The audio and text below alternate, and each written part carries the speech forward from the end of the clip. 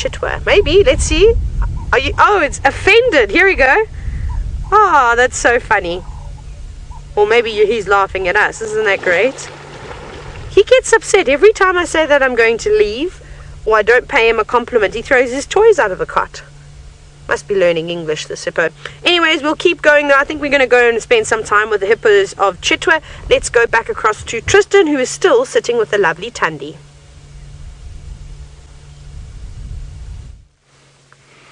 Well, it sounds like Taylor's having a hippo-filled afternoon if she's going to be heading towards Chitwa.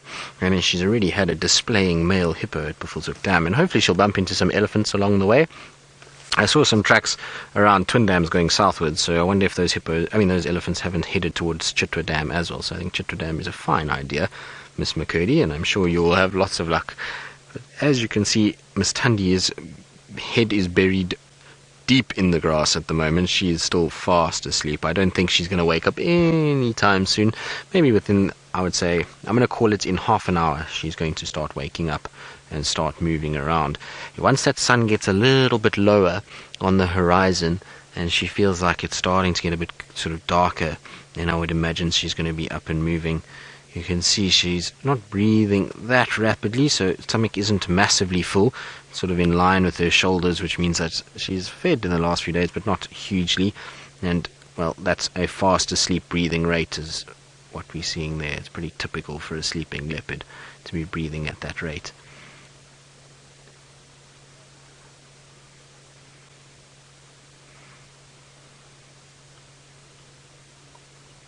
So Sharon, you're asking, are leopards the best prey stalkers?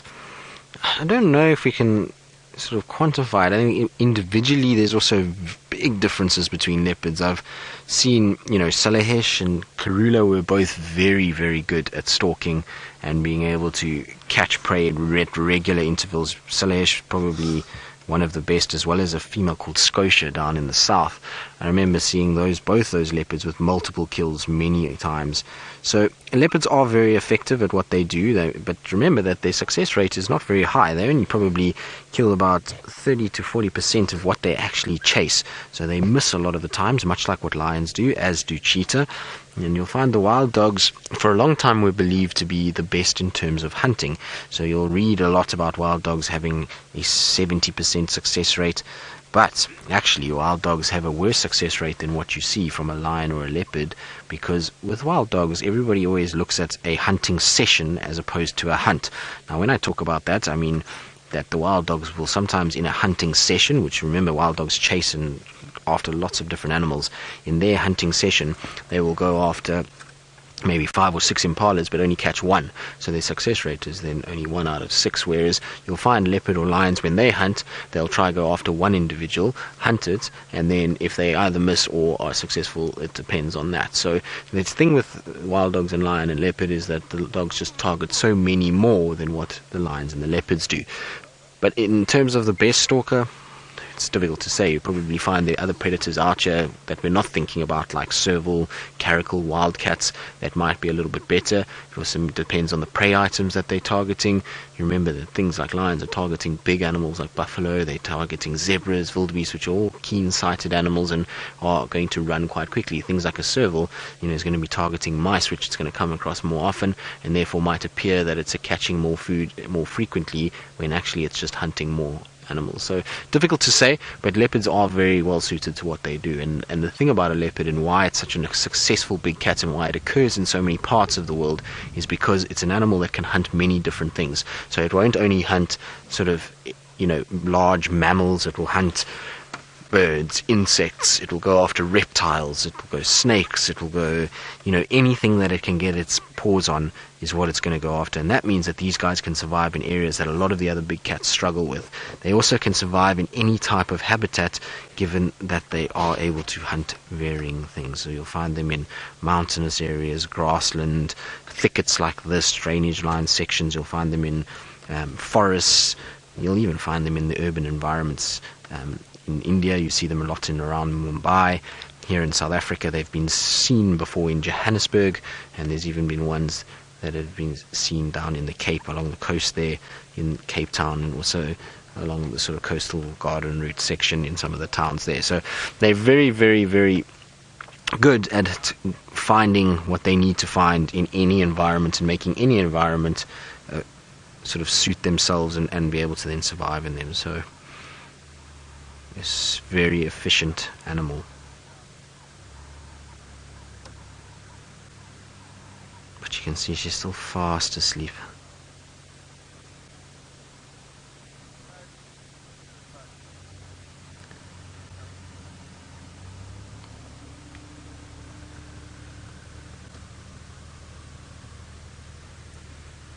Mischief, you say leopards are not very good at hide and seek and that they're always getting spotted. Well, Mischief, I can tell you right now that a leopard is probably one of the best at hide and seek. We here in the Sabi Sands are just very spoilt. We have a situation where a lot of our leopards are very habituated, which means that they've gotten used to vehicles, they've gotten used to people walking around, trying to track them down, and that means that they don't really run away from us when they hear the car coming. You go into some areas where leopards are a bit more shy of things, and I can guarantee you will hardly ever see them. In fact, the leopards around the Cape Town and those areas, there's people that are studying them, and I know a guy that was studying them for 3-4 years and had never seen one. All he had ever seen was camera trap footage of them and had never actually seen them themselves. So while here in the Sabi Sands we're fortunate in that the leopards are used to us, and that's because we spend a lot of time with them when they are still very small and tiny cubs, and they then get used to the vehicles. But remember also, we spend a lot of time tracking these animals without success. In fact, in the last 5 drives we've had tracks for leopard and we haven't found them, which then just goes to show that they're around, but we're still not able to actually find them all the time. So they are very good at hide and seek, much better than what we would be, that's for sure. If it was the role was reversed, I reckon leopards would find us 100% of the time, whereas with them we probably only find them in terms of a tracking exercise, and when we actually find their footprints, it's probably less than, I would say, 40% that we actually find them, maybe even less. It would be interesting to know how many times we follow leopard tracks and how many times we're actually successful. Like I say, we're just very fortunate here on Djuma that we've got very relaxed cats in the southern section. So we've got, Hosana, Shungile, Shadow's Cub, Tingana, Mvula, Thandi, Tamba. These are all cats that are very used to us and vehicles, and generally will just sit on the edges of the roads or sit at a waterhole and won't just disappear when we arrive, and that makes them a lot easier to find. But make no mistake, they are not the easiest. In fact, this cat right here, we drove past her earlier. She must have been sitting somewhere close by, and we drove past, and when we came back around, her tracks were on top of our vehicle tracks, and that's how we'll know that she was here. But theoretically, we actually just drove right past her the first time, and that just gives you an idea of how well they can hide. And let me tell you, if you drove now along the road and you weren't paying attention, you would drive past that cat in 2 seconds. We've got the camera zoomed right in on it at the moment with its sort of camouflage, but Craig just now, you saw he went out, and it was very difficult to actually spot any sign of that cat from a long distance away. So they do camouflage very well. Oh, that's it. Wake up. Almost got that look of disdain. Maybe she needs to learn the kick of disdain to be able to tell us to leave her alone when she wants to. Big sort of stretches, and we saw this with Neno last night, as the afternoon wore on, so the stretches started, and with him, he kind of didn't wake up before the drive finished properly, but just as drive wrapped, he actually stood up and walked a little bit and then lay down and then started to vocalize. And so you'll find with her it's the same thing. It's a slow process. They'll yawn a bit, they'll stretch, there'll be a bit of grooming before she actually gets up and goes. But I would imagine within the next 20 minutes max that she's going to be starting to be a lot more awake than what we're seeing currently with her. And what we really need is some sort of prey animal to walk by, so a duiker or a steenbok or nyala, bushbuck, those kind of animals. If they drift somewhere through here close by enough to make a noise, you'll find her bolting upright and getting ready to try and then start stalking. She's not full enough to ignore anything. There's no carcass that we can see in any of these trees around here, and at the end of the day she's been fairly mobile today. She's come from the Torchwood side because the guys that spotted, and I'm sure this is the cat that they spotted, has come from that road where they said they spotted her, and she's walked all the way down to this side. So I think she might be looking for timber, or she might be looking for food, and so hopefully either one of them arrives on the scene, and that should definitely then wake her up. And it would be better for us if she does wake up, for sure, because right now we're very limited in what we can do, and like I say, that's pretty much the only view we've got of her. But the best news about all of this is that at least the gremlins are staying away. So we've left them 20 meters in front of us, and they're staying there and behaving themselves, and it's at least some sort of view of the leopard, because I was a bit worried just now when we couldn't get signal that we might not be able to find her and be able to show her to you. So I'm just glad that we can put her on the screen, and like I say, we'll be patient, because it's worth being patient for. And while we're patient, Miss McCurdy is on her way to Chitwa Dam, and I really hope that there's lots of Ellies and Hippos and Vlad and birds, and it will be a peaceful, beautiful afternoon at Chitwa Dam.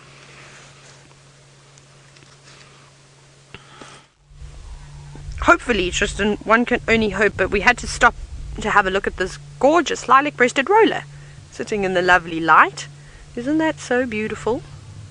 There we go. There's a fantastic screenshot that you should be able to get. This bird is very attentive. There's some go-away birds just calling into the distance. They've just settled down now, so I wonder if it is listening to the go-away birds, or perhaps it's listening to my voice and wondering if I'm also going to pay it a compliment. Isn't that an amazing close-up? That is so beautiful. Look at all those different colors that they've got. You know, you really don't see them unless you are up close like this. We've got lilac, we've got, of course, that's where they get their name from, bit of turquoise, browns and purples, white, black, a little bit of black. Isn't that very pretty? Oh, there we go. Well, you now know what it looks like to see down a bird's throat. That's a good thing. If only I was a what do they call ENT? Ears? What? Oh my goodness, what am I trying to say? Ears, nose and throat specialist. There we go. That's what I needed to be, an ENT, to have a look at that. I think this bird is on the lookout for some insects, though, the way that it has perched itself at the top of this tree. That's typically what the rollers do, and they will look for their prey either down on the ground or even as it's flying, and they will try and catch it. And they don't eat it on the wing like some birds do. They actually bring it back to a perch, and then we'll feed on it there. Oh, now you're going to have a scratch. Careful you don't poke your eye out with your little toenails or your claws. Holding on tight. I thought I heard some southern ground hornbills for a minute, but I don't think it was. No, it doesn't sound like it's them calling. Isn't this so lovely? I believe you saw a purple roller the other day with Tristan. Very nice. I started seeing them when I was on holiday, which is very cool to, of course, see the cousin. Now we just need to wait for the lilac-breasted roller, and who knows, this year, will we get a broad-billed roller on screen? They will have to be one of my favorite rollers. Purple with yellow beaks. Actually, while you look at it, I'm going to very quietly try and find a picture for you, because they're so stunning. When you go to R for roller. I need to get used to this book again. Let's go. 264.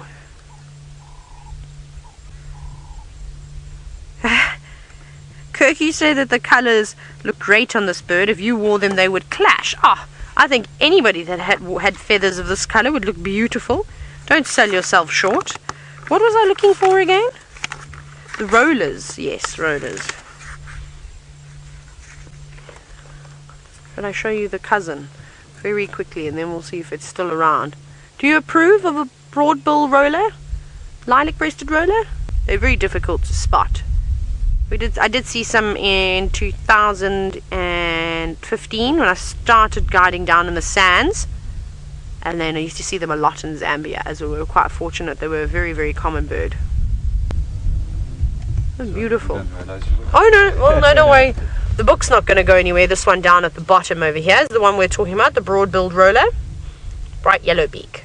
Purples, a little bit of browns, but that purple is so striking, and you also can't miss them with that very sort of broad yellow bill. Very pretty birds. We'll keep an eye out for them too and see if they arrive. But I think let's get to Chitwa Dam now. We're still a little bit of a way off. We're still on Cheetah Cut Line. Thank you, Roller. Bye. Have a good Friday. Let's see what else we've got. See, now we're playing Chase the Sun, because it's quite nice to get to Chitwa Dam while you have got a little bit of the golden light left, and then it casts beautiful colors onto the water, and the hippos look lovely and shiny. Also Vlad the crocodile, he likes to be seen in the golden light too. It complements his very scaly skin. Who else is there? Maybe we'll see some cool birds. I think we're going to look for crakes We will look for that green-backed heron. There's a couple of them that like it around there. I'd like to watch them fish today. We might see, we probably will see the African fish eagle. Who else lives on there? All the Egyptian geese. The day that we arrive at Chitwa Dam and there's no Egyptian geese, then I know there's something wrong. Maybe some helmeted guinea fowl. It'll be quite nice too. We haven't actually spent too much time watching the guinea fowl, but they're always so difficult to put on screen because I don't like the camera at all. They always run away. Not run away, fly away. Silly Taylor. Yes, Megan, I did mention the green-backed heron. I said that I'd like to see them fishing. What else? Say maybe gymnogene. What about a gymnogene raiding a nest? Yeah. That could be good. Buffalo weavers will be present, I'm sure. Maybe the cutthroat finch in the golden light. That'd be quite nice. I obviously only saw them for the first time the other day, and they're so beautiful. I really wouldn't mind trying to get a photo of one of those cutthroat finch. They are so striking, especially the males. Water monitor. I'm sure our friend the water monitor will be around there. Oh, machine gun nest. You say a goshawk? Maybe we see a goshawk down there too. Who knows what we're going to find at Chitwa Dam. That's the beauty of that place, is that with so much water it attracts lots of different walks of life. I haven't seen zebra down there before. Do you know that? That's one thing that I haven't seen before. Seen lots of waterbuck. I'm sure the impala will be around. Who else would I like to see? That Tumba could come walking in at any moment. Or Quarantine. Not Quarantine. Tingana, sorry. Tingana could come down for a drink. That would also be quite nice. No machine gun nest. You've also said maybe vultures. Maybe. But I don't think so. Unless there's maybe a kiln nearby. Again, I would love to see them at Chitwa Dam because I think it would be the perfect opportunity to see what did I want to say? The vultures bathing. We were talking about it the other day. That's something a behavior that I have not seen personally. I would like to see a flock of vultures bathing. That would be quite nice. Maybe some star. No, we can't. We can't go to Chitwa Dam. There are some guests having sundowners at the dam, unfortunately. Never mind, no Chitwa Dam for us. We'll go do a big loop around and maybe they've finished, but I think it looks like they're just setting up. Didn't look like an official sort of setup. It just looks like the normal sundowners that guides do. They have a cooler box in their car and then off they go. We'll just, like I said, we can't just stop right here at the moment. Sorry, Waterbuck, because they can see us and I don't want to have my booming voice disturbing their lovely peace and quiet, so let's just get further away from them. It's never nice to have somebody barge through your sunset, so that's why I've quickly and tried to miss them. So we'll go all the way around here. Who else is around here? Maybe some mongoose. Maybe you see the dwarf. This is where the dwarf mongoose are living. We've seen them at this termite mound before, but it doesn't look like they're ready to come home just yet. And the reason that I know it's active is because of all that dung. Just on the top of the mound, you can see those little black specks. That's all dung. But they're not here. They're not ready to huddle up and collect the last of the warmth and then go to sleep. Right, so let's keep going.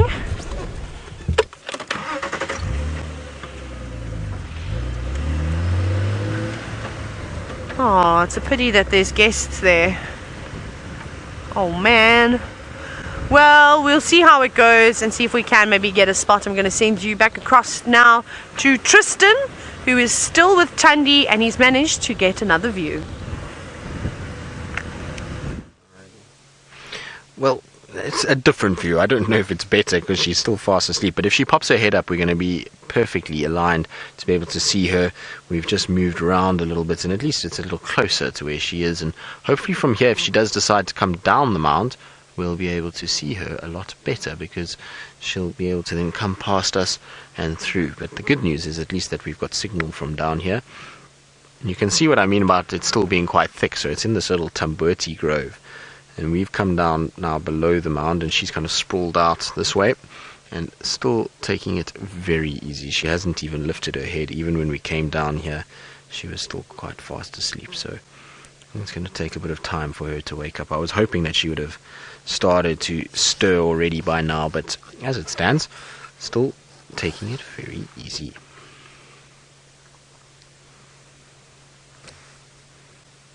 Look how the ear still works. So even though she's fast asleep, she's still aware of her environment.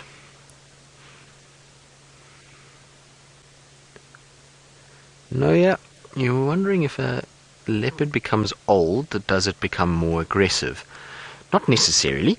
So, I mean, in the Sabi Sands, many of the leopards here get very old. In fact, Karula's mother and Thandi's grandmother was a leopard that went past 19 years old, which if you read books is unheard of, really. And she was in no way aggressive when she was older. The problem with older leopards is, and where they get themselves into trouble, is that their claws start to wear down, their teeth start to wear down, and hunting becomes difficult. They slow down a little bit, much like us as people. The older we get, the slower we start to become. And the same thing applies for them, and they start to really battle to find food. And then when they're in areas where there's a heavy sort of livestock or people presence, they get themselves into trouble by then turning their attention to that. Remember, as a person, you walk past an old sick leopard, you are in no way a sort of fast moving animal. We've got no thick hide, we don't have horns or anything like that, and so an animal that's desperate might take that opportunity and try and sort of come after you and see if it can actually kill you and eat you. So that's where they get themselves into trouble, or they go into a pen with sheep or goats or cows or chickens, and they go and feed off those, and then people get upset with them. So it's not necessarily that they get more aggressive, it's just that they get more desperate because they're struggling to find the same amount of food as they would have found when they were a little bit younger. Thandi, though, she's still in her prime. She's starting to get onto the older side of life. She's now, I think, about 11 years old, if I'm not mistaken, 10 or 11, somewhere there. And she's getting onto the older side. We know that Karula, when she disappeared, was just over 13 years old, and so Thandi's still got a bit of time left in her, and hopefully she'll be able to last quite a lot longer and be like her grandmother and live to at least the sort of 16, 17s that a lot of the females in the Sabi Sands do sort of get to. But Safari was quite an amazing leopard, which is her grandmother. Not only did she live past 19, but she did that for the last sort of 6 years without one of her eyes. So she had one eye that was badly damaged and swollen and full of blood, and so she really battled to be able to see out of it. Well, she wouldn't have been able to see anything out of it, but she was so successful. I remember the first time I came into this northern section, the first leopard I saw was actually Mafufanyan, and the second one was Safari, and she was the first leopard that I saw up in a tree in this area, and she was sitting high in this marula tree with a massive male impala that she had killed with one eye, and already at that stage she was about sort of just before 18 years old, so she was quite old already, and to bring down a fully grown male impala at that age is really quite something. So she was a very special cat, and a cat that saved our bacon a lot of the time by being out and about quite a lot. She used to use the vehicles to hunt, so every time you'd come past and she was near, she would actually come trotting towards the road and then walk in the road, particularly at night when you had your spotlight out, because she knew that was the best time to start hunting. So a little naughty on that regard, but she was really a great leopard and had such a nice relaxed demeanor, much like her daughter and then her granddaughters after that. So very special cat. And the other cat that I managed to see in this area that was very, very old was Tavangumi. Now Tavangumi was a leopard that spent her time around sort of Singita, Sand River, and the Tavangumi little koppies, which a koppie is a small stony outcrop, basically a rocky outcrop, and she, I believe, went over 20. So those are both very old leopards, which is pretty amazing. And even if you read books, you'll see that most cats or leopards seldom reach 20 even in a zoo environment, so to reach that in the wild is absolutely phenomenal. Now, Thandi is slowly starting to kind of bite at flies, and seems like she's getting a little bit more restless, but we'll stay with her and carry on and hope that she does start to get moving and starts to sort of show us what she can do. And while we do that, I really believe Taylor is still driving around, and it must be beautiful from wherever she is on Chitwa, because the sun will be a lot easier to see than when we are in this deep drainage line. Not even close, Tristan. We are with elephants in the water at Chitwa Dam. We're not driving around anywhere at the moment. We are with 4 bulls, which are proving to be putting on a show for us this afternoon, which is quite nice. We have arrived at Chitwa Dam in the end. I think as these elephants were making their way down to the water, the guide got their guests back in the car, which actually worked out perfect for us, which is really cool to watch these bulls play around. Now, this is a common sighting that you get to see almost every single day, and if not 5 times over when you're in Zambia. And elephants spend so much time in the water, and I promise you right now, you'll never see elephants as happy as the ones that spend their days splashing about, just like this lot. Look at them. I'm actually going to just sit quietly just for a moment so you can all take it in, listen to the sounds that are also coming from these elephants.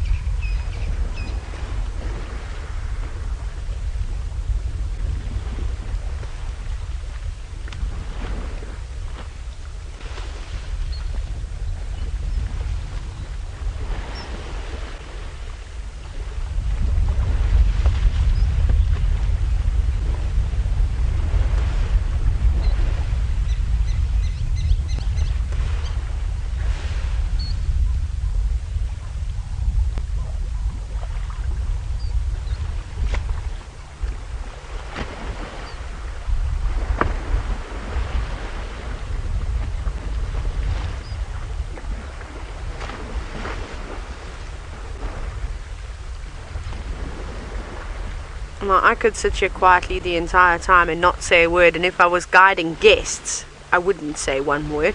We'd honestly just sit here for as long as they played about in the water. But of course, we can have little breaks every now and then. How's that sound as their tusks clash? Now, this is not a serious fight. Even this morning when you were with Tristan, you watched some young bulls spar. That's exactly what's going on over here. And I don't think that 2 big elephant bulls would go into the water to have a fight. They would normally do that out on land. Look at this other one on the right hand side just coming in now.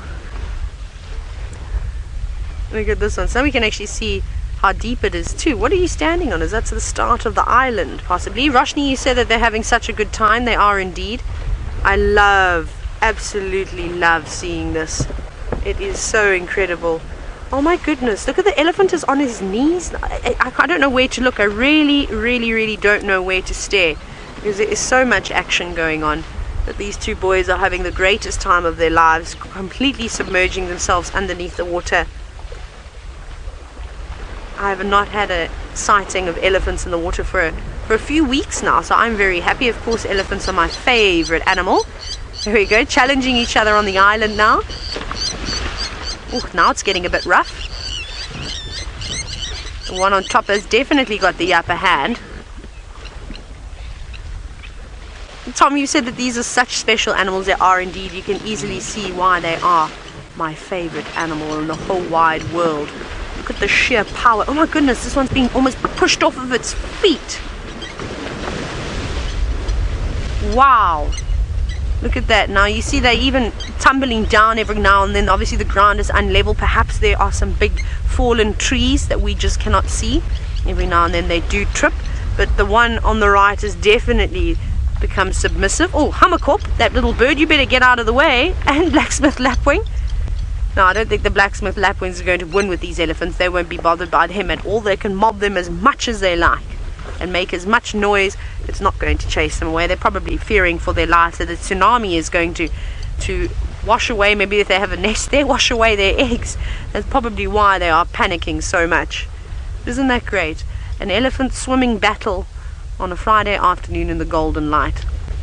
Now you can see that bull is trying to mount the other one, and that's quite typical. He's not trying to mate with him at all. It's normally a dominance display.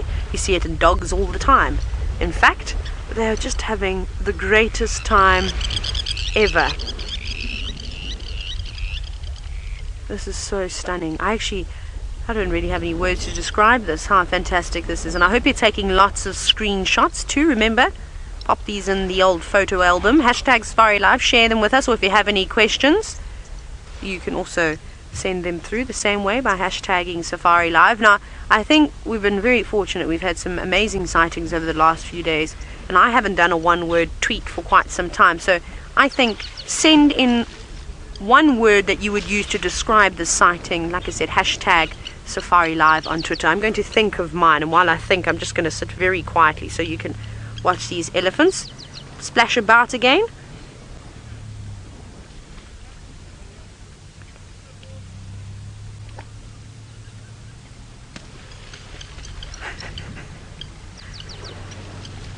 That was a synchronized dive there. Did you see that? They did that perfectly. Their trunks are just out the top of the water too. I actually can't think of a word. Can you believe it? Magnificent would probably be the word that I would use to describe this sighting. There's all sorts of action going. There's another elephant now that was dropping bombs, which was quite funny to actually see. Never did I think an elephant as it defecated in the water. I was thinking about the splash that dung actually make. It was impressive, but of course that's where my mind wanders. What did you just drop now? Oh no, there's some floating dung going past it. Standing his ground, protecting the island. Those two are just having the greatest time, aren't they? You tell me that you don't think these elephants are happy. Now there's a couple of you who are sending in your one-word tweets, and from Dina, you've described the sighting as joyful. It is. It's hard not to look at this and smile or laugh. Hopefully your cheeks are getting just as sore as mine are. But this is so cool. Now, they don't seem to be drinking any water just yet. They really are just splashing about and playing and enjoying themselves. Sticking its tusks in the mud. Not sticking its tusks, sorry, in the mud. Look there, they can just see them covered. I'm surprised they're not sinking into the mud. Now Shelley loves Ellie's. You said you wanted to find elephants earlier. Well, here we are. Here they are. And you've also given us a one-word tweet, and that was perfection. That's a good way to describe it. I think everything in nature is just so perfect. Those two seem to have settled down slightly. Poor Vlad and Boris and the hippos are probably not enjoying the hippos splashing about today. They'd be disturbing them.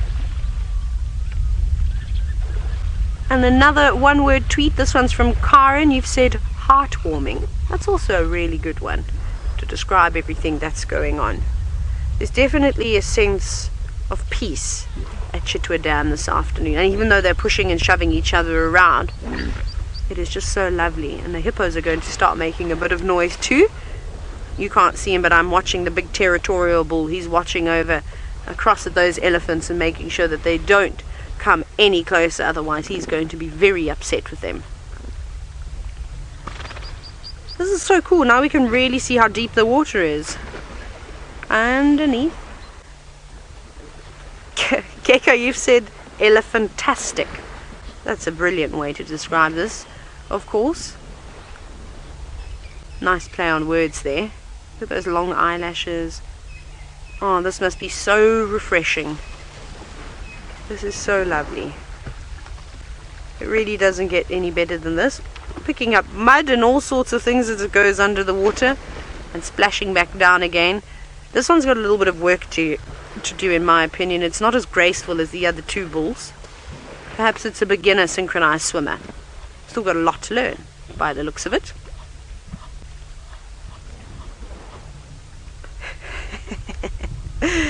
I see the blacksmith lapwing have given up now and shouting at the elephants. Now, Alyssa, you're wondering how frequently do elephants take baths? Well, it depends on the circumstance. Of course, it depends on the weather, but they don't bath to get clean like you and I would. They bath for a completely different reason. They're bathing now in this water and they're swimming. They're using it to get nice and cool. Like I said, they're so happy in the water, and I'm sure it must be quite nice to also not feel so heavy. Of course, buoyancy, elephants have got buoyancy too, and I'm sure they enjoy swimming about. So it depends. In summer we actually see them in the water swimming around quite often. In fact, this time of the year when it's a little bit cooler, it's not as often. We see them having mud baths though, but that's to try and stop the parasites from living on their bodies. My goodness, there's hippos snorting left, right and center. Well, we'll sit here for a little bit longer. I might see if I can reposition just slightly so we can get the hippos in view too and watch their reaction. But Thandi seems to be waking up now. Well, she was for about all of 2 seconds, and then she closed her eye again. She did a little roll for us, and it was very cool. She was kind of staring at us over her shoulder, and then she plopped back down promptly and got her legs back into a nice comfy position, and now she's having a really good rest. But there is another vehicle that's approached, and that's maybe why she just opened her eyes and has just decided to kind of wake up a little bit. Look at that, see the ear still twitching. I'm sure she's going to get going soon. I don't think she's going to be down for too much longer. It's that time of the day that leopards love to be moving around. It's, as Sebastian always tells me, it's leopard time when you get to this time of the day, as the sun starts kind of reaching the horizon. And it sounds like Taylor's had a magic sighting of the Ellie swimming, and I'm super glad for her that she has managed to get that. See, she's just watching what's going on. It's amazing how she just takes it all in her stride. You'd think that this noise, as a predator that likes to be hidden and doesn't really like to be seen, would be far more alert and far more sort of worried about all these trees and branches breaking, but I suppose she's seen it for all of her life, and that's why she's not too fazed at all.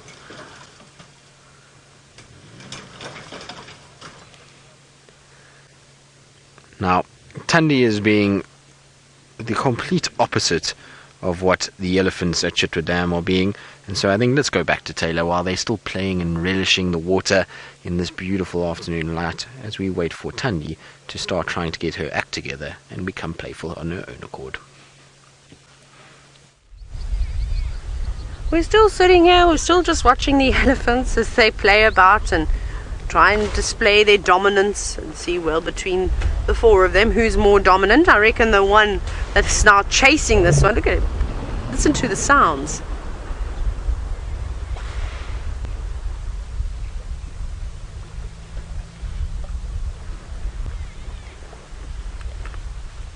There was an amazing rumble that we had just a moment ago. Look at that, the one on the right showing that is very unhappy with the fact that he was pushed and shoved around. It's probably a little bit on the embarrassing side. One has decided he's had enough, he's going to start to feed. But it seems like the Mara team are watching us today. Obviously we've heard from Rebecca. We're now hearing from Fergus. Fergus, we miss you, and you've said that awesome Ellie sighting. Well, we've had some great sightings too. Now, it's not just the elephants. It seems as though this playful behavior has now cottoned on to some of the hippos. And the 2 little hippos that I was telling you about earlier, just in front of us, actually starting to mouth each other too. Look at them. See, the whole, not the whole pod, but some of the members are out. And they were playing. They were also opening their mouths and pushing up against each other. Perhaps they're watching the elephants going, my goodness, I see it when my dad does it. But those big grey things over there, they do a much better job at pushing and shoving each other around. Aren't they sweet? They're growing up so quickly too. That's what's so nice about Chitwa Dam, is that there's so many different things around here too. So you could literally spend the entire afternoon if you were willing to sit and wait and, well, wait for the sightings to get exciting. It's not always that the animals are moving about like this. We've been very, very lucky after a very quiet drive this morning. So we had hyenas and lions, I suppose, but they were all such quick sightings. But this is so great.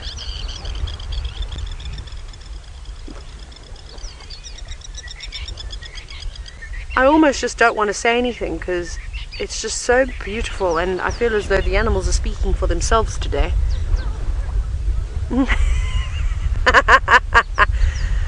Now, boys, settle down. Settle down. He's going under like a submarine now to try and escape his friend. He's not going to be very impressed. They are such lovely creatures. And I'm sure you can hear that snorting noise. That's of course the hippos that are doing that. They're not happy with the elephants splashing about. And I wonder if they're going to spend most of the evening in here. I wouldn't surprise me if they spent another hour splashing about in the dam. They look so happy. Except one of our friends has had enough, but that was the one that was also unfortunately pushed around quite a bit and sent on his way. We've got a new challenger though. Now they must be getting quite tired, especially those 2 that have been pushing and shoving each other now for, oh well, since we arrived at the dam, they were already in and shoving each other up. So I don't think it's necessarily easy to move around in the water like this. I'm sure they must get a little bit tired. The one on the right actually doesn't look like he wants to play. He just looks like he wants to have a bit of fun. He's just sat down there. He'll fight back. They've both got decent size ivory on them too. They're not young bulls. They must be in their mid-30s or so. Maybe early 30s, mid-30s. They look quite large.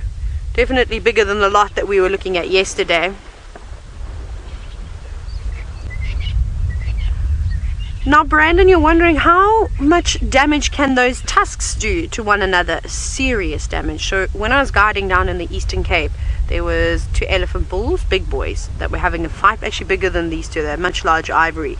And the older bull actually ended up killing the younger one because his tusk pierced through his tough hide and went straight into his lungs and ended up killing him like that. So a lot of damage. Remember, unfortunately, there are many cases of elephants rolling cars, and if you see what a car looks like after an elephant tusk has been through it, it's sort of like opening a can with a can opener. They just peel back at some of that metal. So it's very, very strong.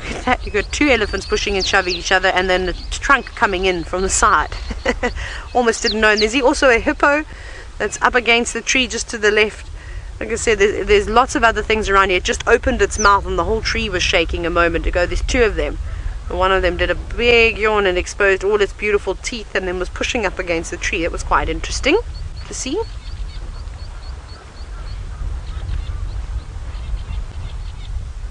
But we're lucky. We have definitely had many, many, many sightings of hippos swimming around and bulls pushing and shoving. Like I said, that's typically behavior in the summer months, so it is nice when you get a break. In winter, those hippos are going crazy. They're all opening their mouths now. It's really, really beautiful. Actually, those ones that are playing to the left, you might get the hippos opening their mouths and the hippos all in one shot if you watch them very carefully. Let's see if they do it again. They look like they're getting ready to move. A couple of oxpeckers also joining the party now, landing on the hippos. They'll have to be careful because every time those hippos bob underneath the water, they'll need to fly up. Oh, you're using the hippo to get a drink. Very clever. Come on, guys, open your mouths. You just had them open. Now, of course, Murphy's the trunk. Oh, so it's almost like that elephant went, oh, I've been spotted. Let me go under the water and try and sneak past the hippo sighting now. No, that's not working, elephant. It must be quite deep there. Look at that. It actually looks like that elephant might indeed be swimming. That's amazing. We are so lucky to be sitting here watching this. I don't know where to look. I really don't, because we've obviously seen the elephants pushing and shoving each other around. These 2 little hippos have started fighting again, but I know what will happen. Every time we bring the camera to them, they stop. But it's so cool to see those 2 splashing and running in the shallow water. That's amazing. Check here, Seb. Look at the. We've spent quite a bit of time with the elephants. Look at them.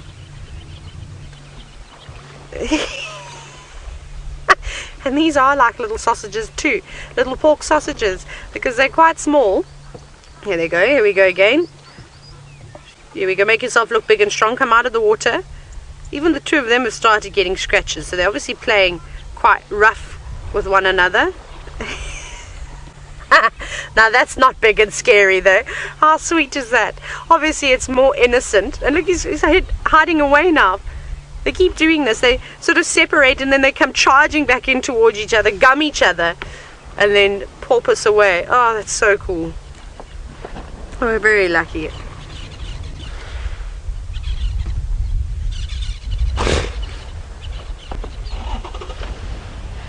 Now, Ellie, you're wondering if the hippos are terrified of the elephants. You know what? I've actually seen some quite hectic responses from hippos towards elephants, especially during the dry seasons. Because obviously you can imagine, you see those elephants really don't care about anything else in terms of they're the biggest animal out here. They'll barge through and chase anything out of the way if they want to have a drink, and they're notorious for doing exactly that.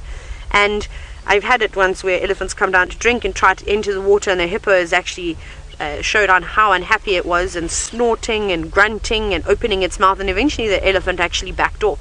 It was because it wasn't a particularly large water source.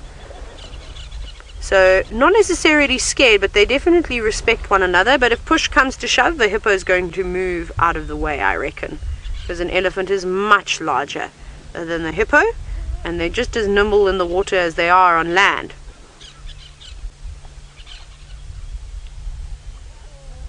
This is so great.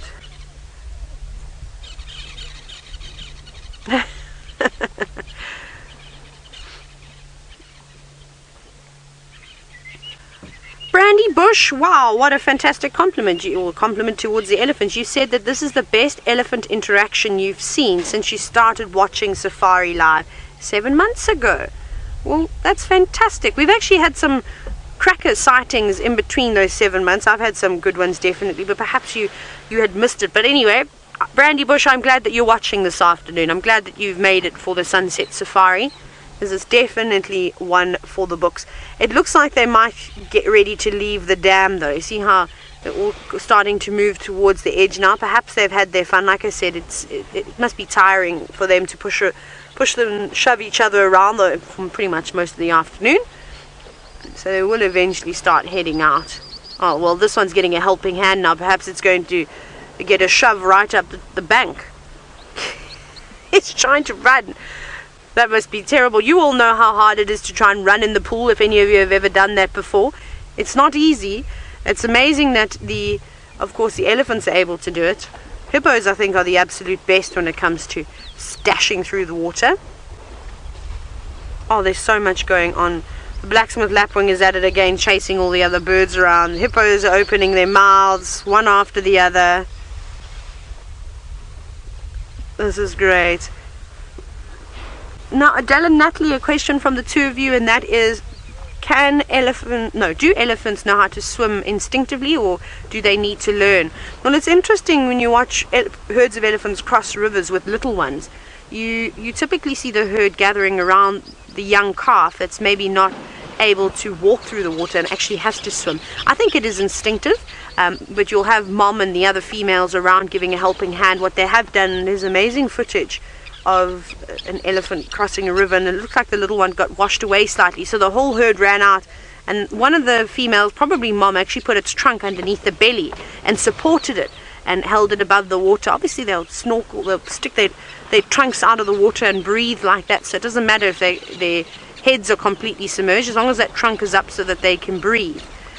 But I think it's definitely an instinct. I think in the first couple of weeks of their life, maybe even a few months, it'll be very difficult, and I'm sure you'll find that the adults will try and avoid crossing any raging rivers or typically deep spots, but eventually they'll go back to it. I've now counted the hippos opening their mouths 7 times. This is amazing. It must be because of the elephants around here, obviously causing quite a stir, that they're all reacting in that manner. I know that this is normally the time that they open their mouths, but normally it's not as frequent as that, which is really cool to see as well. Ellie's, we're thinking of exactly the same things today. You've said, where is Vlad during all of this? Well, I was looking for him as well, because I was wondering where he could honestly be. And I've checked the banks, I can't see him. I think he's obviously seen these elephants and moved in the opposite direction. I have actually seen a crocodile launching out of the water before, and I've showed some of you a photo that a guest of mine took, and tried to bite the crocodile's tail, tried to bite the elephant's tail, which was amazing. But I don't think that Vlad and Boris care too much for elephant. I think they're rather feasting upon the barbel. Maybe they're up at the open area just to the south of the last room at Chitwa. There's that sort of bank where we see the elephant wire. They often lay up over there. I think that's might be the area that they've gone to. But this is so fantastic, unbelievable, amazing, special, peaceful, all the words that you can think of. That's exactly what's going on right now. There's the hippo showing its big teeth. Yeah, shake your head. They look like they are dancing. I think we need to add some music to that. I was going to try and drop a beat, but I don't really know, unfortunately, how to beatbox. We need Brian or VM or Darby. Seb, can you beatbox? Not right now. No, Seb's not participating today. No, not right now. My hands are quite busy. But around the fire? Yes? Nah, Pleasure. just with the animals. Beatboxing is only good for animals. Look at them.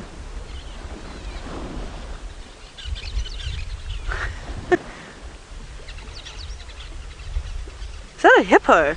Look at this wave. Do you see it? No, I think it's the waves they're making. Oh, there must be. That's where the log is. Sorry, that's exactly what's going on. There's actually a big log there because I watched that one elephant stand on it and I thought for a moment it was maybe a hippo because that's normally the wake when you see a hippo charging underneath the water. It's so scary when that happens. I can't actually describe to you how intimidating it is when you don't know what's coming towards you, but all you know is it's a wall of water. But I think that because the way that log, perhaps it's the same crocodile log that I've made you all stare at for quite some time, and if Rebecca's still watching, she'll remember. She'll remember that day when we were convinced there was a crocodile that was about to catch the impala at the edge of Chitwa Dam, and I think then the water was just sort of pressing over that and then creating that wake. Oh, I got so excited that we were going to see a charging hippo. But there are some hippos. Look, the hippos are approaching the elephants now. Let's see what's going to happen here. They look like they're swimming over to them. One's got his mouth open. They're definitely not impressed. Look there, you see there? Showing how unhappy he is. He's saying, "Get away from here, this is my dam. Who are you?" Now I'm sure the elephants are going, "Oh, that fella's got a temper. Wouldn't Bob just calm down?" Let's see. Oh, look, it's going. Look how quickly they can move. Bobbing up and down and of course propelling off of the ground. Like I said, unfortunately, splashing about like that is not going to do too much to upset an elephant, but maybe he's going to do a surprise attack to the two that are fighting. Let's see if he's going to pop up again. He's moving very, very fast. That is very brave of you, hippopotamus. He's called in for the reinforcements. His friend is coming now from the other side. This could be quite exciting. I don't know where that hippo is going to pop up. Maybe he's panicked and turned back and decided, nope, I couldn't do it without you. They're much bigger than I thought. I'm scanning carefully to see. Oh no, he's back up in the same spot. Chicken. He was so determined as well. Look at me, I'm so big and strong. Almost like King Kong pounding his chest. That's what I pictured that to be. Shouting out saying, look at me. Or Rambo running in screaming. But that didn't do anything to scare the elephants, unfortunately. They actually didn't even turn and worry about the hippos. Careful now, elephants. There's birds nesting on that island. Skywalker, you said it could have been a showdown. That would have been a very exciting showdown indeed, Skywalker. I would have loved to have seen that, actually. So my money would have been on the elephants. I think the hippos would have got a hiding. They'd have to be very, very careful taking on elephant bull, and especially bulls of this age too. And we've just seen how boisterous they are. They want to, push everything around, bash their tusks together. So I don't think an elephant would have been too much of a problem. Oh, wonderful. Maybe they're trying to build a pyramid underneath the water. You know how cheerleaders always form pyramids? Or I remember my brother, when we were swimming, he used to sit on my neck and then stand up on my shoulders and jump off. Maybe that's what they're trying to do, but you're doing it all wrong. You need to use a different technique, elephants. Faith, you said that it looks like a circus act, right? That's actually the music we can cue. There we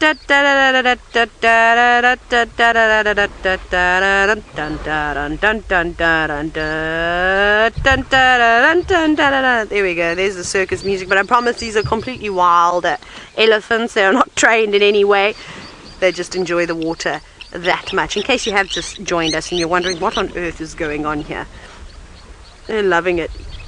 Even their friend is coming back. He's obviously got a serious case of FOMO at the moment, because he got bullied, he got pushed around quite a bit. I think he was slightly embarrassed and he decided he'll just go and feed for a little bit. But he is slowly making his way back down. He came charging out of the bushes just a moment ago with his head held high. I think he's also just as upset as the hippos are. But maybe he'll come back again. He didn't get a full swim. He didn't submerge himself completely. What a wonderful afternoon.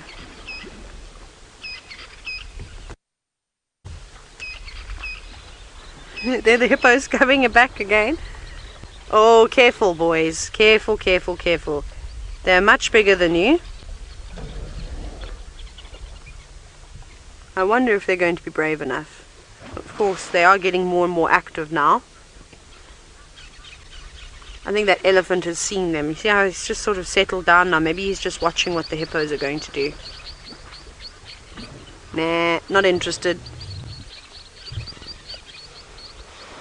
I almost couldn't tell you which end of the elephant that was.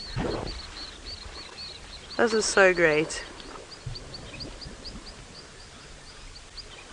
I've actually been so lucky to see so many sightings like this. I actually didn't realize how fortunate I actually am. Francis, all the way from Israel, you've said that this is really one of the best elephant sightings. The hippos agree with you. They're saying, yes, Francis, that is the truth.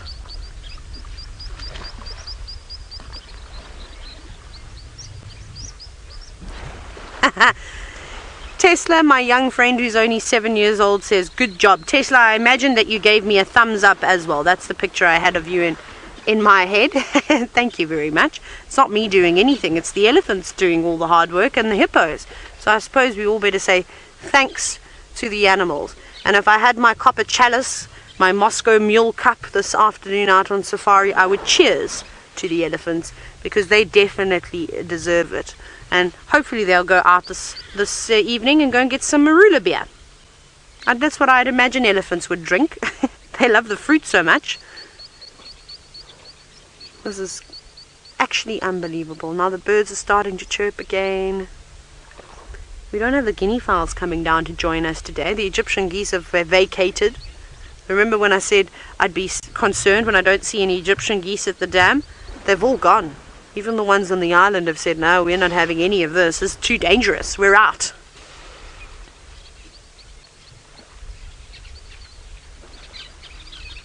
I can hear an Egyptian goose now. Last one standing.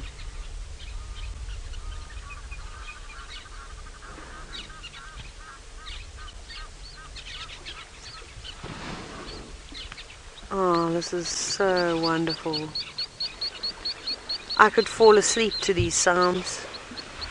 You know, everybody listens to the sounds of water, and it's so peaceful. I'd prefer it if it was just sounds of elephants splashing about, or even hippos.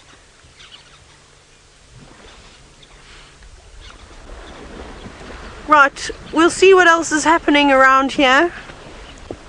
We'll spend a bit more time with these Ellies, then I'm going to send you across to Tristan, who's still with the very sleepy Thandi.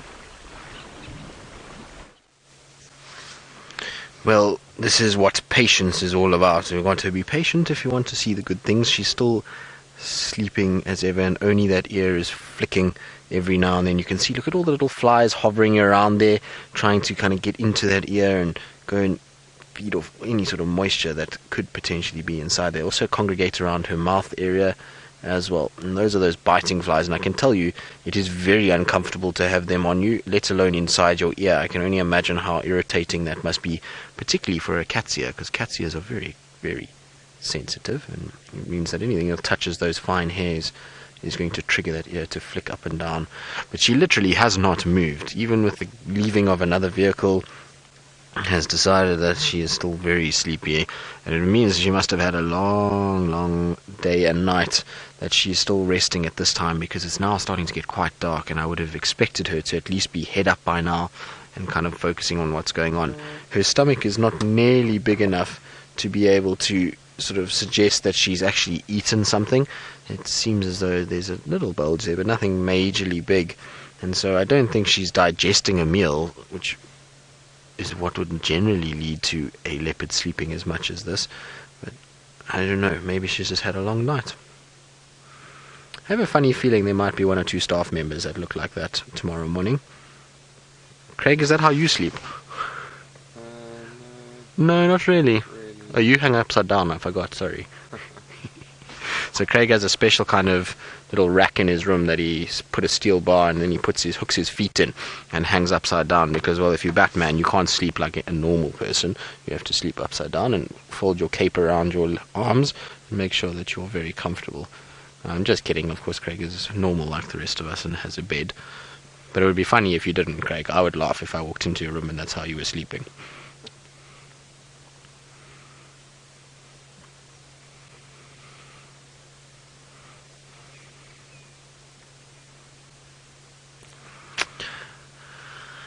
H. Macy, you're asking if there's any theories as to why leopards don't form prides like lions do.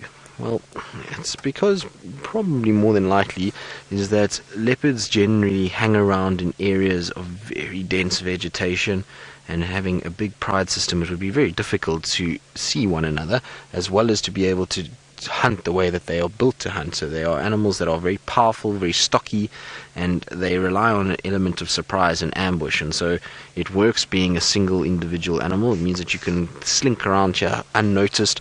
Remember, the more there are of you, the more likely you are to be spotted. And so their sort of shy, reclusive nature works very well with being an individual cat that moves around.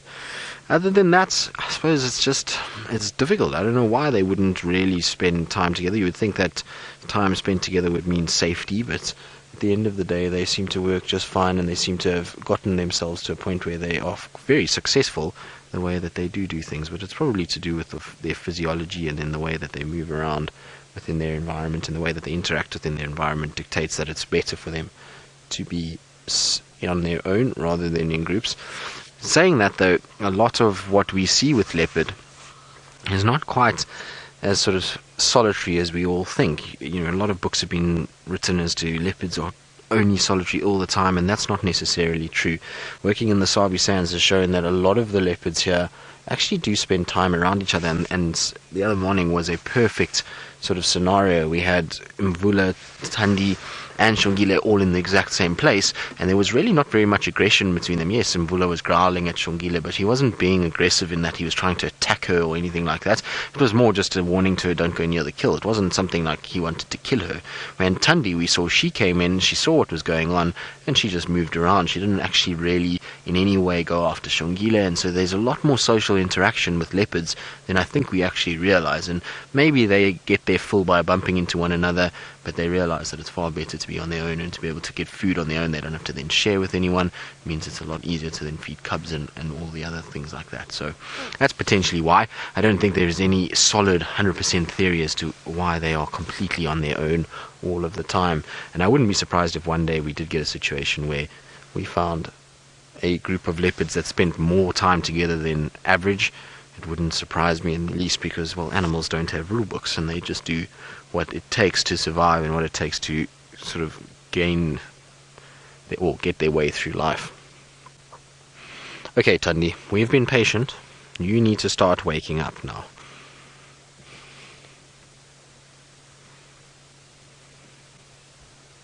So, Claren, you're asking how many leopards we usually see in Djuma. Now, Claren, it depends on the time. At the moment, I'll go through who we do see at the moment. Is we have Thandi, obviously, who we're seeing now, and Tamba, which is her son. Then we have Shadow and the cub, so that's 4. We then have Hosana, Shongile, 6. Tingana, 7. Mvula, 8. Inchila was seen the other day, so we can call her 9. And that's really about it on Djuma itself. If we start shifting to Chitwa, there's Kuchava there. There's a possibility of Quarantine, which is now 11. Who else hangs around that side? That's probably only possibilities for Chitwa. When we used to be on Cheetah Plains and Arathusa, there was then a much bigger sort of variety. We could have gone to Salahesh, we could have gone Tiani, Anderson, Ingrid Dam, young female Ingrid Dam herself. Then there would have been Inkanyeni, Vatumi. So there would have been a lot broader sort of amount of leopards with Cheetah Plains and Arathusa back in the day. But now on Djuma, we still have 9 just on Djuma alone, which is a very high density for an area that's only about 900 hectares. It means that you've got basically a leopard per 100 hectares, which is pretty crazy when you think about it. So there are a number of leopards here. We're very fortunate. The problem with it is that at the moment, because Kruger used to be so dominant in this area, she forged a territory pretty much the whole of Djuma, and that's left a big vacuum. And it means that Thandi, Shadow are all all on the edges of their territory when they come into Djuma, so they're not spending vast quantities of time here all the time. A lot of the time it's in like this for the day and then out again. And so until one of them pushes in properly and we get a core territory in this area, it is going to be a little bit up and down with our leopard sightings over the next little bit. But it will stabilize. We're already seeing Thandi and Shadow both pushing in a lot further. I mean, they've come up right up towards Vuyatela Camp, which I don't think they've done in the last few years. And certainly when I was at Chitwa, it was unheard of Thandi coming up this way towards where Kruger was. So they're already starting to come in. We know Shongile is around as well, so hopefully she'll forge a territory within this section. In Chila up on the northern section up there, she's also around. So we've got lots of females in this area that will eventually form part of it, and hopefully Thandi and Shadow take up big chunks of it, and we then become fairly constant leopards. And if we look at the sightings of Thandi since Kruger's disappearance, it's exponentially increased to many. I know that Taylor, Ellie had gone a long time without seeing Thandi in this area, and only in the last sort of month she started to come up here, and we're seeing quite a lot of sightings of her. In fact, I mean, I've seen Thandi pretty much every week over the last, I would say, sort of 6 weeks, and most of those sightings have actually been here on Djuma and not on Chitwa where she used to be. She does still spend quite a bit of time on Torchwood, and I wonder if maybe Kuchava is now staking a claim around Cheetah Plains, southern side of Chitwa, and that's why Thandi, now that there's no pressure up here, is pushing further north and leaving that space for her previous daughter and then coming up into this area. It would be an interesting sort of take on how things are going. Also could be with the pressure of quarantine coming in from the east, and knowing that Tingana is hanging around in this section, bringing Tamba back up into this means that he's quite secure right in the depths of this area, and it is very unlikely that any other male leopard is going to get in here. We know Mvula is pushed a little bit from the north, but at the end of the day, I think Tamba would be fairly safe here as a be an issue. So starting to make their way into Djuma, and we definitely should start to see developing over the next few months. It's already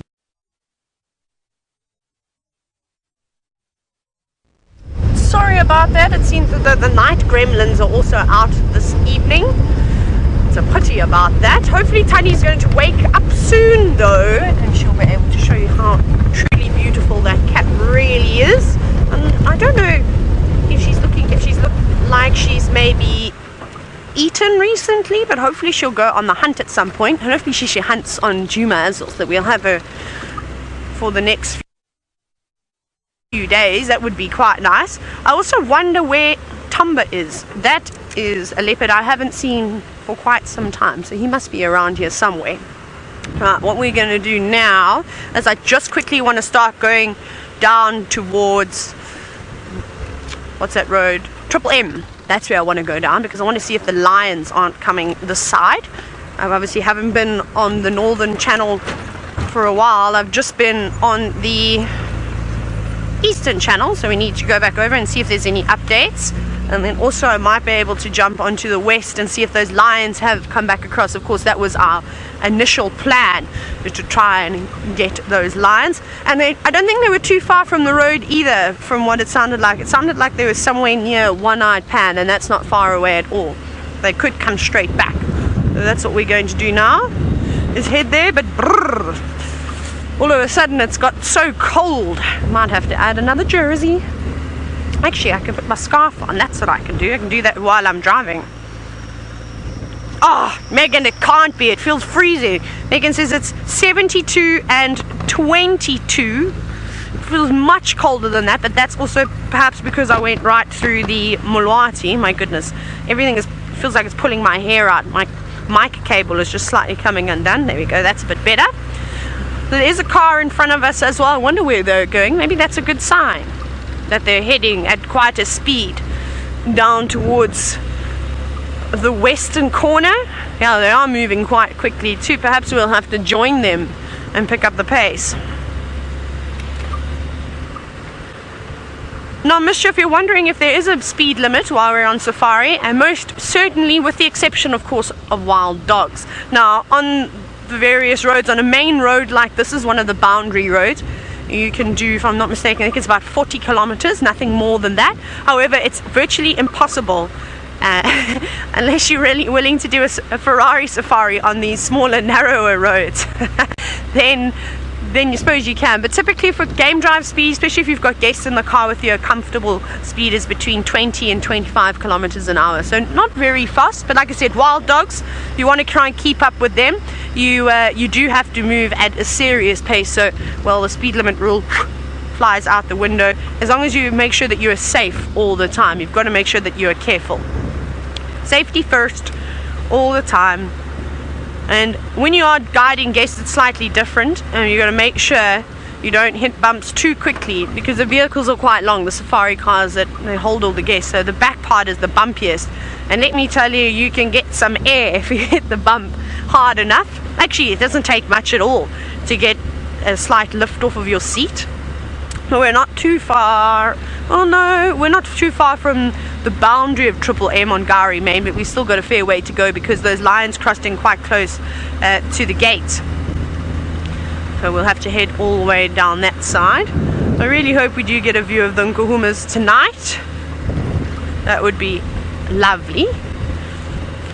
But we were discussing obviously them this morning. We didn't have a very long sighting, but I went back and I watched the footage from the sighting we had. It did look like they've eaten something small. The cubs definitely looked like they fed upon something, and one of the lionesses looked like she had a slight belly too. So maybe it was an impala, maybe a small kudu or a small zebra, something along those lines, and that's what they'd fed on. Hopefully they'll catch something which is slightly bigger than an impala and would provide more than just a mouthful of a meal. Well, it seems as though Tristan has now switched into infrared. Let's go and see what Thandi looks like in that light. Well, she looks quite contrasty with her black spots in her light coat, but is still a sleepy, contrasty cat.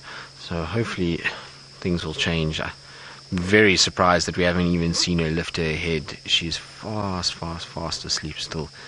And it's interesting, you know, generally with the leopards, you find that they move around a lot more than this. It's not exactly been a hot day. It's cooled down massively right now, as Taylor was alluding to. So, you know, it's a time that I would have thought she would have gotten going and started to move, but she's not interested at all. There has been no movement of her head. There has been no sort of lifting up and even trying to start grooming or yawning or anything like that would indicate that she is potentially even thinking of trying to start moving somewhere. So I'm a bit surprised by all of that, and I'm pretty sure it's going to be a similar situation as last night. We were super patient with Nena, and now with Thandi too, and both of them have just slept the afternoon away until the evening comes in, and it's probably going to be the same situation as we're going to end the show, and they'll then stand up and move, which will be a little on the frustrating side, but hopefully that won't be the case. We've still got some time, so I'm expecting her at least just to give us some sort of view of her face, because right now she's just really a bunch of spots in the long grass and is not even moving. It's getting to that time of day where it's getting very dark, and this IR is amazing. So Adele and Natalie, an impala kill would last Thandi probably, I would say, if it's by herself. Depends on the size of the impala, if it's a male or a female or a yearling. I would imagine a big adult male impala, Thandi by herself, probably about 3 days, you know, would last her. Maybe a little bit more, she might push into 4 days, but generally about 3 days for an adult female to finish an adult male impala. If with Tamba, probably 2, I would imagine, because he's getting quite big now. He would finish quite a bit on his own, maybe even just a night. But there you go. You want to see camouflage? How's that? You can try to spot that at night, and you can see just why leopards are crepuscular and why they move around at this time. This dark twilight is just perfect for a leopard to blend. If you drove past there, you would have no idea that a leopard is lying there. The only giveaway is a little white tip to the tail that I can see from here. It's difficult to see it with the infrared, but there's that little white tip, and that is the only contrasting sort of factor that I can pick up from where I'm sitting. Exquisite Bliss, you say she looks like a chessboard. Well, yes, I suppose she does, actually. Never really thought of it like that, but those black patches, particularly on that light in IR, it looks just like that. And imagine if we had to put some chess pieces on her. I think I would opt not to be the one that would actually have to go and place those pieces on her, because I don't think Thandi would be very appreciative of a whole bunch of chess pieces on her coat. I think she would be rather upset with you trying to do that, so I definitely wouldn't suggest it, but it does look a little bit like that. Now there's another vehicle that's been with us the whole afternoon, and they've been so patient, and I really hope that they actually get up. They're friends of ours that Taylor and I know quite well, and one of them is actually the state vet that I was with for my leave to do the wild dogs and the lions, so he's here visiting, and he's definitely going to come and enjoy our party with us tonight. And so it's nice to see them, and I hope for them that they don't get to spend as much time out in the bush as we do. Well, I suppose he does, but the other friend of ours doesn't, and I'm really hoping that the leopard decides to get up and move, because the one guy on the vehicle is absolutely leopard crazy. He loves leopards and is always going around looking for them, and he'll spend hours with them. And so I really hope they get rewarded for their patience, as much as I hope all of you get rewarded for our patience, and that Thandi does decide to move and do her thing and get up and actually decide to sort of show herself a little bit better than what she is now, because she's chosen a horrible spot. This termite mound that she's on actually would have been very pleasant had she sat on the top. You can see there's the top of the mound just to the left, and look how nice and open it is on the northern and sort of western side of that mound. It would have been fantastic views of her, but she is positioned herself absolutely perfectly where she is. But the reason why she lay there is because of the angle of the sun. Had it been in the morning, you probably would have found she would have been on the other side, but the sun was coming from exactly where that mound is protecting her, and so she was able to lie in the shade without having to worry too much. But she's still fast asleep. I would have thought even just a head with us moving the vehicle would have lifted, but nothing. What you can see as nicely is those toes on her front foot, so you can see nice rounded toes and why they make the tracks that they do. Sorry, on the back foot, Craig, not the front foot. There we go. So you can see, unlike the hyenas whose toes are squashed together and form those little banana shapes, you'll see the leopard's toes have got quite a bit of space between them, and that allows then a nice rounded toe print when they walk, and that's how we can tell between hyena and leopard. A little twitching, she's obviously dreaming.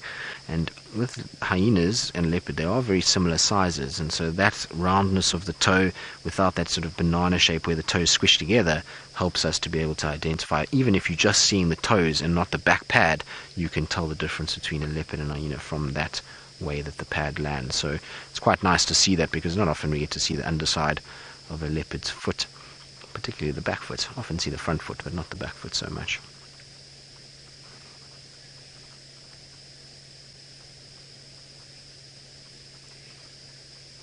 Samantha, you're asking why cats are afraid of hyenas.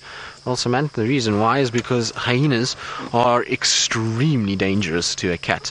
You've got a situation where cats they are big animals, but hyenas are powerful, they're strong, they've got very, very powerful bites, and as soon as a cat comes near them, if they get hold of them, they've got the ability to completely crush a foot or a leg or something like that, and they can cause a lot of damage. So cats are wary of them. I don't know if they're scared of them, but they're wary of them, and they know that they need to be very careful around hyenas.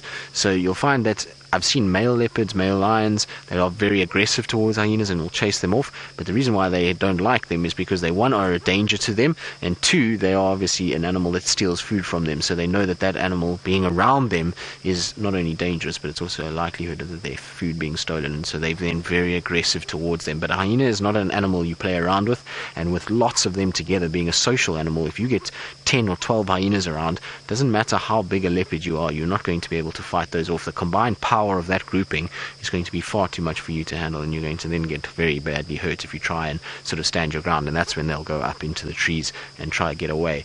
And right now, a hyena would probably be a good thing, because Thandi would actually then decide to maybe wake up.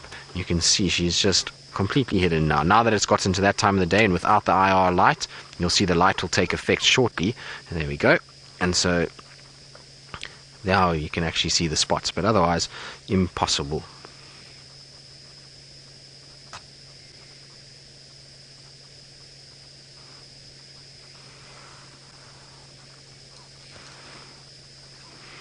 So Stevie, yes, their whiskers are very sensitive, much like any other cat. You'll find the whiskers will be able to pick up vibrations that other animals are making in the grass, and they use their whiskers a lot when hunting at night and in the early hours of the morning. You'll find that those whiskers will pick up certain things in front of them, and it gives them a lot of information as to what's going on. And that's why a leopard's whiskers, in terms of the size of the face, are often very long comparative to other animals. So they have very long whiskers. It's quite something. And I remember Tiani in particular, she's got long whiskers that almost droop down on the side, and those will be highly sensitive and be able to feed back a lot of information to her, particularly in the dark when she's walking through stalking and she's low to the ground and her head's down in the grass and she can't quite see what's going on above her, but those whiskers will be telling her where the antelope are moving in front, and she'll be able to then determine which way she's going to go. So it's a very clever system that they've got, that they don't need to only worry about their eyes and their ears, but they've also got these sensory whiskers that come off. And you can imagine when a leopard stalks, it's so low to the ground that it won't be able to even lift its head, because if it lifts its head, you're going to get a situation where that leopard is going to all of a sudden be spotted and the alarms are going to go out and it's lost its chance. So those whiskers will then be vitally important for that leopard to be able to see what's going on, or to be able to determine what's happening around it.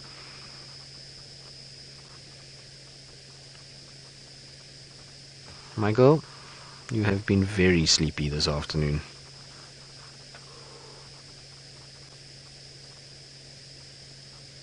It would have been nice if she was sleepy somewhere other than where she is, that's for sure. At least we had her with her head up to start with, and she gave us a beautiful view when she was staring straight at us, and then she kind of looked up a little bit, so that was very pleasant. But since then, it's been complete flat cat. She's really not done very much at all, and like I say, it must have been a long day wherever she's been and whatever she's been up to. That is one very tired kitty, because it is pitch black and she's still not in any way waking up. Now we're going to still sit for the last few minutes and just see if we can't get her awake and at least get a visual of her face once again. I believe Taylor's got his spotlight out and is going up towards the gate and just going to go and check if there's any sign of those inkahumas coming back. We are indeed searching, and we're not too far from the gate now. I did bump into Peter, who's a guide at Nkoro. I almost said that lodge name wrong. And he's actually just come from the Nguma sighting by the sounds of it on Simbambili. He says they're actually not very far from the road. He says they're only about 500 meters or so, quite close towards One Eye Pan. But he says they're resting, they haven't moved, flat, just like Thandi. So it seems as though there's a theme with the cats today, and the herbivores were more active than the predators. Well, I suppose actually that's not too hard to believe. That's normally the case. So no luck with lions, and Peter said if he hears on the radio if they do start coming this way, he will let us know. But I don't know if that is going to be the case, unfortunately, for this evening. But hopefully they come across for tomorrow and spend a bit of time here. I'm really hoping that herd of buffalo that was spotted just on the other side of the Manuleti Dam, or on Sydney's dam, which is then in the Manuleti, hopefully they do come south, and then I think we could potentially have lions on the property. Now it smells like the conservation managers and the heads of the anti-poaching unit and the rest of the Sabi sand management team, it smells like there's a barbecue going on somewhere around here, which is smelling very nice. Is it a snake or a stick? Snake stick, just a stick. Let's see if we can get a chameleon maybe. It's a bit cold though.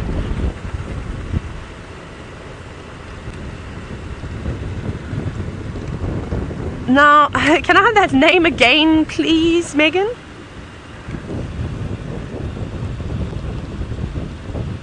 Cement, I think it is. If you're wondering if there's any chance of seeing some of the smaller cats, there is always a chance of seeing them. However, they're slightly more on the skittish side, as you can imagine, and the populations of wild cats and caracal and serval aren't as great as that of the leopards and lions and even cheetah to an extent. It's just because the bigger predators take preference. They're bigger than those smaller cats, so they've got to watch out. They unfortunately can get killed in the process, so they're a little bit on the shy side. But you know what, it's interesting, because when I was guiding down in the southern sands, I saw lots of wild cats, lots and lots of that, and lots of serval. Never saw a caracal down there. I've only seen a caracal up here in the north, very quick sighting, but we did spot one while we were live, which was quite cool. But that would be very nice. I'm actually more of a fan, and I was talking about it this morning. I prefer the smaller cats too.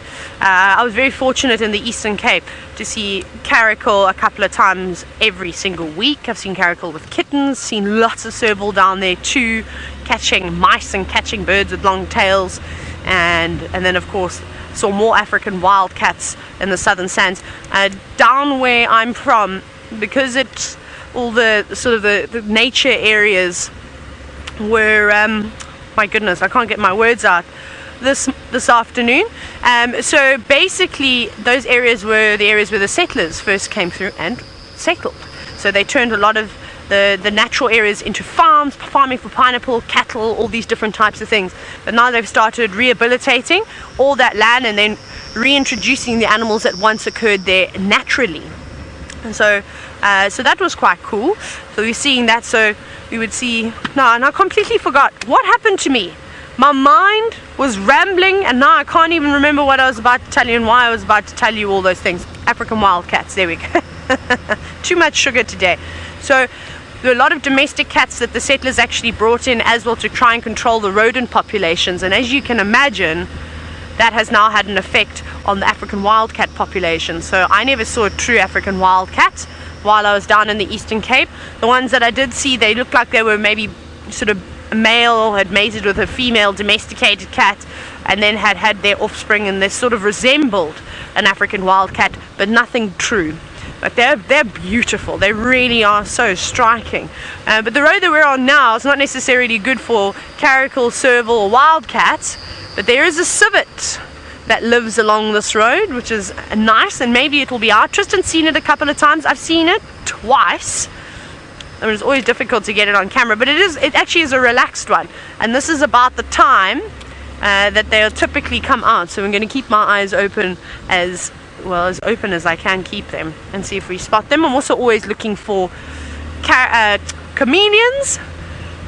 What about that scops owl that I found last night just before the drive ended? Maybe we'll get a scops owl tonight.